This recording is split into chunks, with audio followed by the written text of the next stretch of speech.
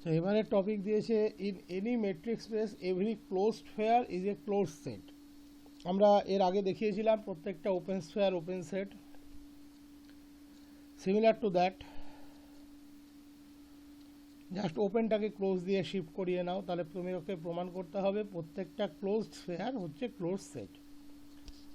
যে কোনো ক্লোজ স্ফিয়ারের ক্ষেত্রে আমরা স্ফিয়ারটাকে ডিফাইন করি এস বার এ আর দিয়ে, তাহলে আমাদেরকে দেখাতে হবে এস বার এ আরটা ক্লোজড। তাহলে এস বার এ আর এর কমপ্লিমেন্ট সেটা ওপেন দেখালেই যথেষ্ট। তাহলে এস বার এ আর এর কমপ্লিমেন্টকে আমরা কি দিয়ে ডিফাইন করি? এক্স স্ল্যাশ এস বার এ আর। তাহলে এস বার এ আর ক্লোজ দেখানো মানেই এটা দেখালেই যথেষ্ট যে এক্স স্ল্যাশ এস বার এ আরটা open, that is S bar এ আর এর কমপ্লিমেন্ট সে ওপেন। যদি এস বার এ আর নিজেই ইউনিভার্সাল সেট এক্সকে জেনারেট করে, তাহলে এস বার এ আর এর কমপ্লিমেন্ট কি হবে? এক্স এর complement, that is phi. Phi always open, তাহলে in that case S bar A R তার complement open, that is S bar A R closed.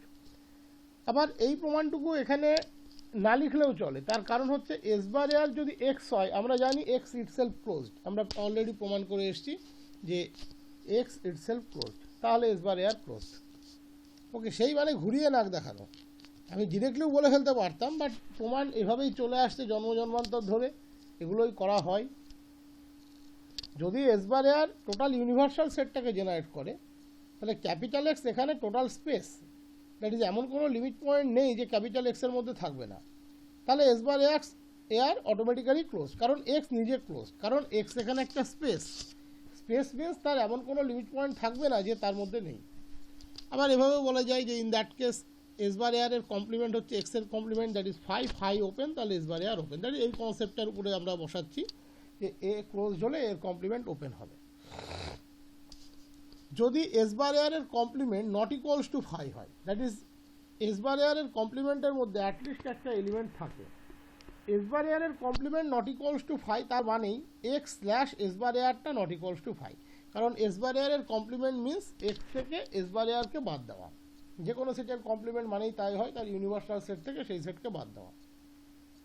এবারের কেসটা আমরা যাচ্ছি, যদি এস বার এ আর তার complement not equals to phi হয়, that is X slash S bar A R not equals to phi হয়, তাহলে এর মধ্যে একটা এলিমেন্ট ডেফিনেটলি থাকবে। আমি ধরে নিচ্ছি X belongs to X slash S bar এ আর।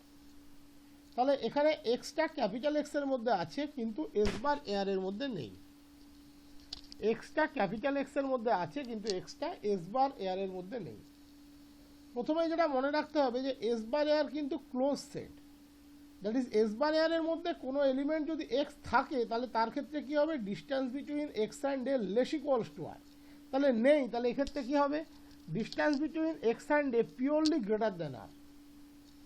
যদি এক্সটা এস বার এ আর এর মধ্যে থাকে, তাহলে distance between x and A less than or equals to R.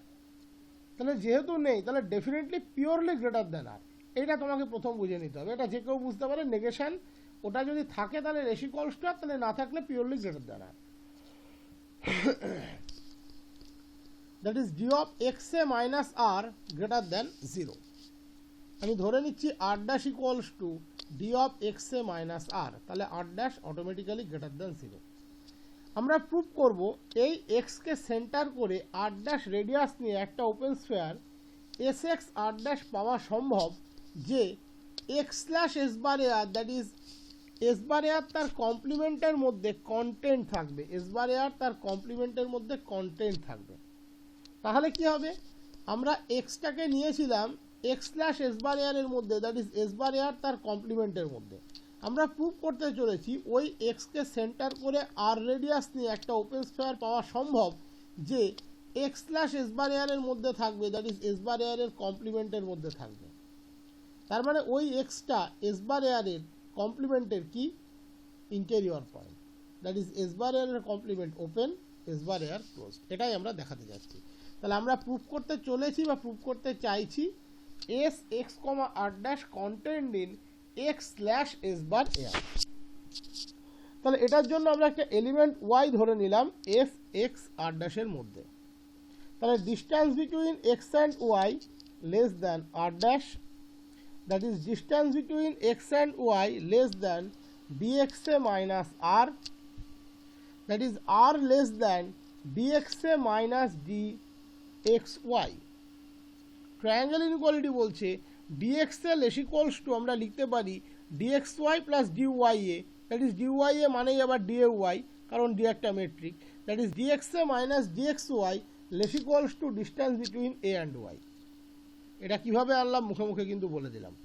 Triangle inequality use করে ফাইনাল একবার বলছি ভালো করে শুনবে, ট্রায়াঙ্গেল ইনইকুয়ালিটি ইউজ করে আমি দেখাতে পারি distance between x and A less equals to distance between X Y plus distance between Y A, that is distance between X A minus distance between A Y less equals to distance between Y and that equals to distance between A Y. তাহলে R less than this and this less equals to this, that is R এর চেয়ে definitely ছোট আর এর চেয়ে ছোট বা সমান, that is r d of A y এর চেয়ে ডেফিনেটলি ছোট, that is r less than d A Y. তাহলে ডি এ ওয়াই আর এর মধ্যে নেই, এই ডি এ ওয়াই আর এর চেয়ে বড়, তার মানে ওয়াই কোথায় নেই, এস বার এ আর এর মধ্যে নেই, that is D A Y আর এর চেয়ে বড়, তার মানে কোনটা ট্রু নয়, D A Y less equals to R, এটা ট্রু নয়, ঠিক তো। ডি অফ এ ওয়াই আর এর চেয়ে পিওরলি বড়, ভালো করে শুনতে হবে কথাটা, ডি অফ এ ওয়াই আর এর চেয়ে পিওরলি বড়, তাহলে ডি অফ এ ওয়াই আর এর চেয়ে ছোট বা সমান নয়, that is Y S bar এ আর এর মধ্যে নেই।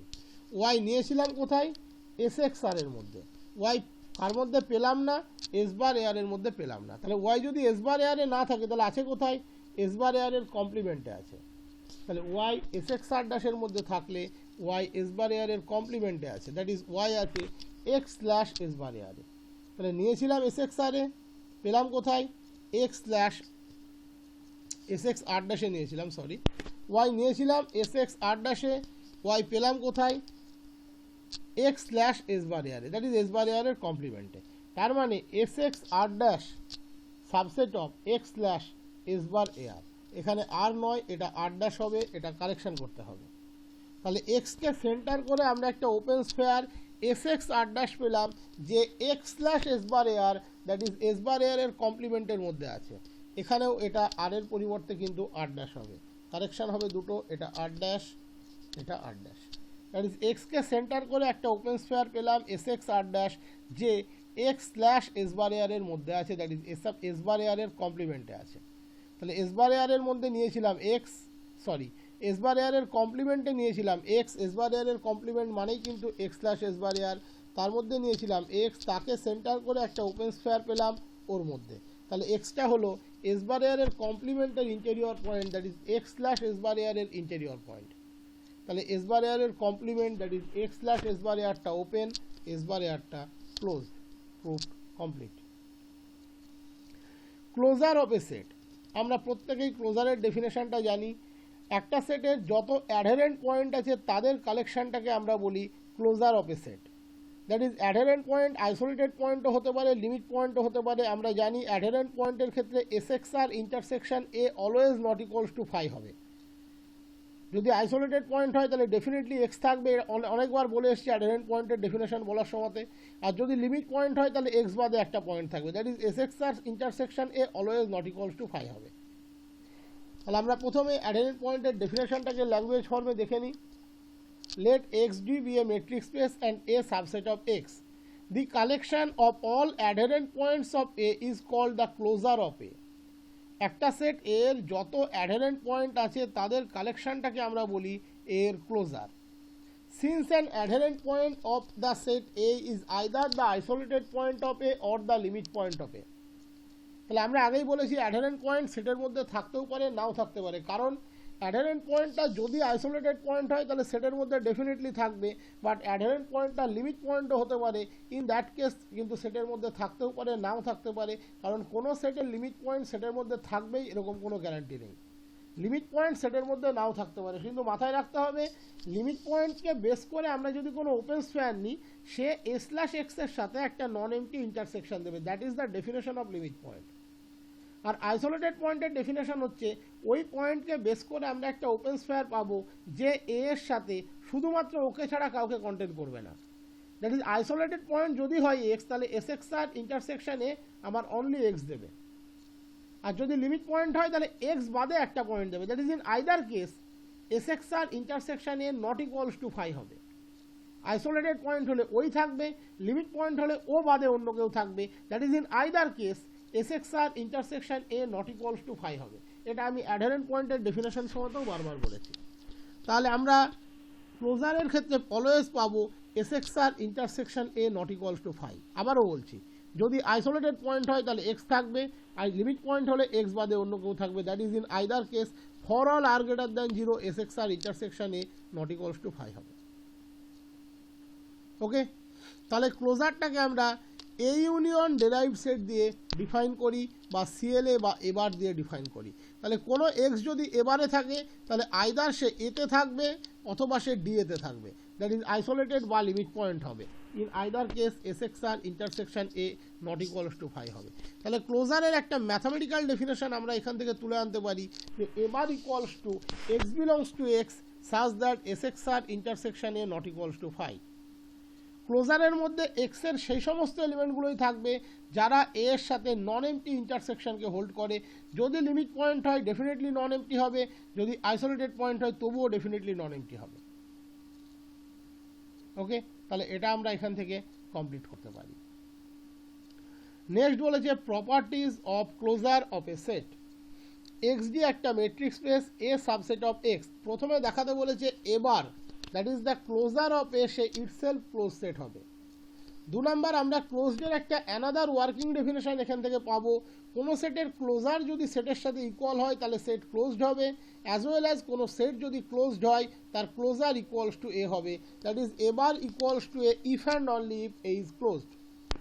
3 নাম্বার বলছে closure of closure, that is a double bar, that equals to closure of a হবে, that is a double bar equals to a bar হবে, that is closure of a is closed. তুমি মনে মনে একবার এবারকে B বসিয়ে দাও, তাহলে কি পাবে, এবারের এই টোটাল এবারটা হয়ে গেল বি, তাহলে কি পেলে b bar equals to b, that is b is closed. এখানে বি মানে কত, এবার, that is closure of a set is closed. এটা হলো 3 নম্বর প্রপার্টি। এটা ল্যাঙ্গুয়েজ ফর্মেও আসতে পারে পরীক্ষাতে, prove that closure of a set is closed. তোমাদেরকে প্রমাণ কি নতুন করে সত্যিই কিছু করানোর আছে? দেখো এখানে কিন্তু কোনো ওপেন স্ফেয়ার টোপেন স্ফেয়ার বা ক্লোজ স্ফেয়ার ব্যবহার হচ্ছে না, এটা প্রপার্টি অনুযায়ী হচ্ছে। সেকেন্ড সেমিস্টারে যা লিখেছিলে হুবহু টুকতে পারবে, প্রথম প্রমাণটাতে কোনো অসুবিধা হবে না। এইগুলোতে এসে তোমার এটা লাগবে, প্রথম প্রমাণটাতে সেরকম কোনো অসুবিধা হবে না, মানে প্রথম পার্টটাতে অ্যাটলিস্ট কোনো অসুবিধা হবে না।